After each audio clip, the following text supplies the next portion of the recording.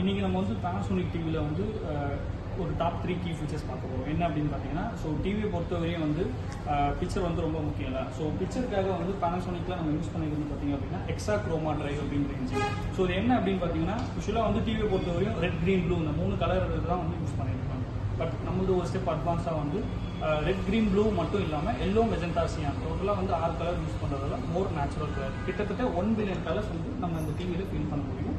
So இது எப்படி அப்படின்னா, base on red, green, blue base பண்ணி வந்து ஒரு 1 பில்லியன் கலர்ஸ் வந்து நம்ம இந்த டிவியில் ஃபீல் பண்ண முடியும். ஸோ இதோட டிஃப்ரென்சியேஷனுமே தெரியும். ஸோ ஒரு நார்மல் கன்வென்ஷனல் டிவி ஒரு RGB கலர் பேஸ் எப்படி இருக்கும் அண்ட் Hexachroma டிரைவ் இருந்தால் ஸோ எப்படி இருக்கும், இந்த கலர் டிஃப்ரென்ஸுமே உங்களுக்கு கிடைக்கும். ஸோ இது வந்து Hexachroma டிரைவ். ஸோ இது மட்டும் இல்லாமல் வந்து ஸோ பிக்சரை தாண்டி வந்து பார்த்தீங்க அப்படின்னா சவுண்ட் ரொம்ப இம்பார்ட்டன்ட் இல்லையா. ஸோ சவுண்டுக்கு நம்ம யூஸ் பண்ணியிருக்க டெக்னாலஜி வந்து பார்த்தீங்க அப்படின்னா Dolby Atmos.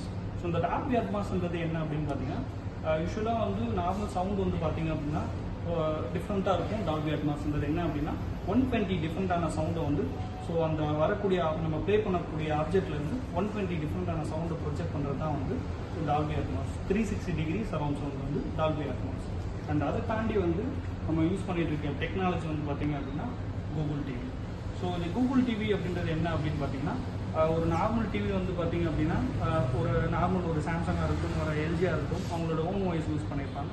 ஸோ அதை யூஸ் பண்ணும்போது வந்து ரொம்ப காம்ப்ளிகேட்டடாக இருக்கும். ஃபார் எக்ஸாம்பிள் என்ன அப்படின்னா, வேறு ஆப்ஸ் எதாவது நம்ம இன்ஸ்டால் பண்ணணும் அப்படின்னாலும் ரொம்ப காம்ப்ளிகேட்டடாக இருக்கும். அண்ட் அது மட்டும் இல்லாமல் ஒரு ஏதாவது மூவி பார்க்குறதா இருக்கும், ஒரு ஓடிடி ஆப்பில் போய் மூவி பார்க்குறதா இருக்கும். ஸோ அந்த ஓடிடி ஆப் நம்ம இன்ஸ்டால் பண்ணி அதுக்குள்ளே போய் அந்த மூவி நேம் சர்ச் பண்ணி தான் பண்ணுற மாதிரி இருக்கும். பட் இதில் வந்து பார்த்தீங்க அப்படின்னா, ஃபார் எக்ஸாம்பிள் நீங்கள் ஏதாவது மூவி பார்க்கணும் அப்படின்னா இந்த மூவின்ற காலம் போயிட்டாலே போகும். ஸோ இதில் வந்து பார்த்தீங்க அப்படின்னா இன்றைக்கி ட்ரெண்டிங்கில் இருக்கக்கூடிய ஆப்ஸ் எல்லாமே வந்து பாப்அப்பில் வந்துடும்.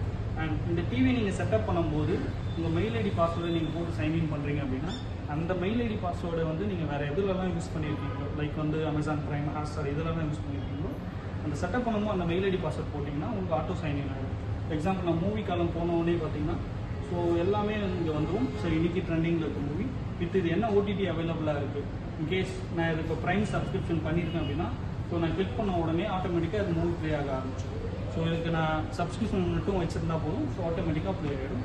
இதே மாதிரி தான் வந்து உங்களுக்கு ஆப்ஸுக்குமே. ஸோ நீங்கள் இதில் வந்து ப்ளே ஸ்டோர் வராது. உங்களுக்கு எதாவது ஆப் வேணும் அப்படின்னா அந்த ஆப்ஸ் இந்த காலமில் போயிட்டு உங்களுக்கு தேவையான ஆப்ஸை வந்து நீங்கள் இது பண்ணிக்க முடியும். ட்ரெண்டிங்கில் இருக்க ஆப்ஸ் எல்லாமே இருக்கும். ஸோ இது தவிர்த்து ஸோ ட்ரெண்டிங்கில் இல்லைன்னும் போது இந்த சர்ச் பாரை ப்ரெஸ் பண்ணி ஸோ இதில் போய்ட்டு உங்களுடைய ஆப்ஸை வந்து நீங்கள் இது பண்ணிக்கணும். இதை தவிர்த்து நீங்கள் ஒரு ஆப் டெவலப்பராக இருக்கீங்க அப்படின்னா அதாவது யூஎஸ்பியில் வந்து உங்கள் ஆப்பை வந்து நீங்கள் வச்சுட்டு ஸோ இதில் இன்ஸ்டால் பண்ணிவிட்டு நீங்கள் இதை இன்ஸ்டால் பண்ணியுமே வந்து இந்த டிவியில் நீங்கள்